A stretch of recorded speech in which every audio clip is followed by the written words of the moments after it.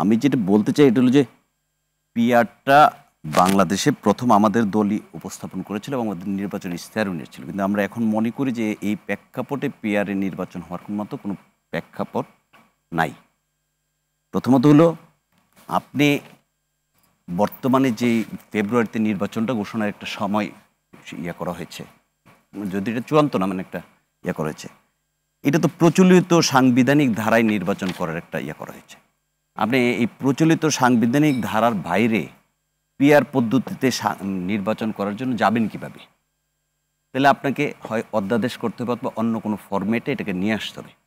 এখন আপনি অধ্যাদেশ করলেন, আপনি জুলাই সনদ বলেন, জুলাই ঘোষণাপত্র বলেন, না সেটা তিনটা ওয়ে আউট কিন্তু আলোচনা হয়েছে। একটা হচ্ছে এলএফের আলোচনা হয়েছে, গণভোটের আলোচনা একটা এসছে, আমি আসছি। হ্যাঁ, ওই তিনটা যদি তারা এলএফের আলোচনাটা লিগ্যাল ফ্রেমওয়ার্ক, গণভোটটা হওয়ার মতো তো কোনো পরিবেশ নাই। জি, আপনাকে যেতে হবে হলো যে একটা করে আগামী সংসদে যারা আসবে তাদের মধ্যে পাশ করে নিতে হবে, এটা হলো স্বাভাবিক নিয়ম। এখন আপনি যেই সংস্কার প্রস্তাবগুলো উপস্থাপন করেছেন তাদেরকে 31টা রাজনৈতিক দলকে নিয়ে, তার বাইরেও রাজনৈতিক দল আছে। এখন কোনো কারণে পিআরে নির্বাচন হইল, তারা একটা নির্দিষ্ট সংখ্যক, যেটা রেজাউল ভাই বলল, নির্দিষ্ট সংখ্যক আসন পাইল, আপনি পিআরে সেটা ওই জায়গায় গিয়া হলো না, তাহলে পিআরে নির্বাচন করলেন, সংসদে গিয়ে এটা ওরা রাজি হইল না যে আমরা করাবো না, তাহলে পিআরের নির্বাচনটা কি বৈধ হিসেবে থাকবে? সাংবিধানিকভাবে, এখন সাংবিধানিকভাবে যদি আপনাকে কোনো অধ্যাদেশ পাশ করাইতে হয় তাহলে ত্রয়োদশ জাতীয় সংসদ নির্বাচন হবে, সেই নির্বাচনের প্রথম অধিবেশনের প্রথম 30 কার্য দিবসের মধ্যে সেই অধ্যাদেশগুলো তুলতে হবে। এখন 30 কার্য দিবসের মধ্যে যদি সেই অধ্যাদেশগুলো পাশ না হয় তাহলে সেগুলো বাতিল বলে গণ্য হবে। এটা আমার কথা, এটা নিয়ম। এখন আপনি যাদেরকে ডাকলেন না, কোনো কারণে তারা ওই জায়গায় পৌঁছে গেল, পৌঁছে যাওয়ার পরে আপনার পিআর পদ্ধতি নির্বাচন নিয়েও তো প্রশ্ন আসবে যে এই নির্বাচনটা আইনে পাশ হলো না, তাহলে এটা বৈধ হলো কি? তাহলে করতে হবে কি?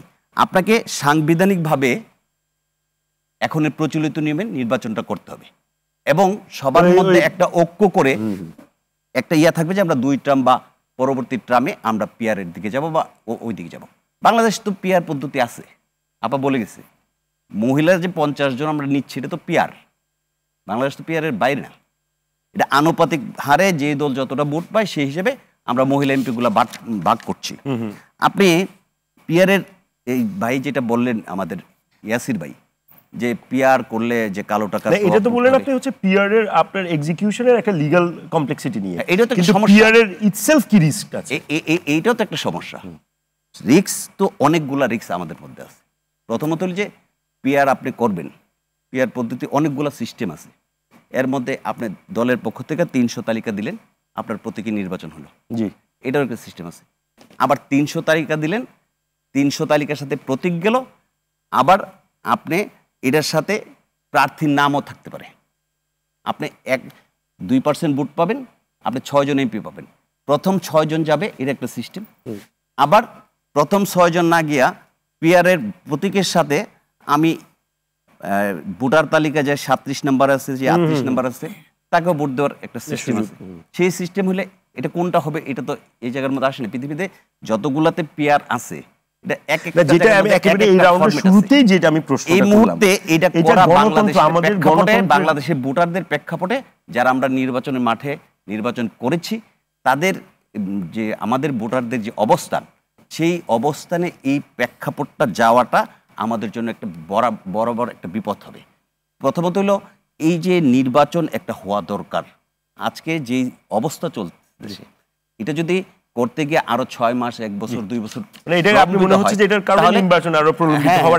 তাহলে দেশের আজকের আইন শৃঙ্খলা পরিস্থিতি যে জায়গায় আছে এই অবস্থানটা তো আরো বাড়তে পারে। দেখেন হাসপাতালের গাড়ির মধ্যে মধ্যে 2 লাশ, এরকম অসংখ্য ঘটনা প্রতিদিন ঘটতেছে, কন্ট্রোল করতে পারছে না সরকার।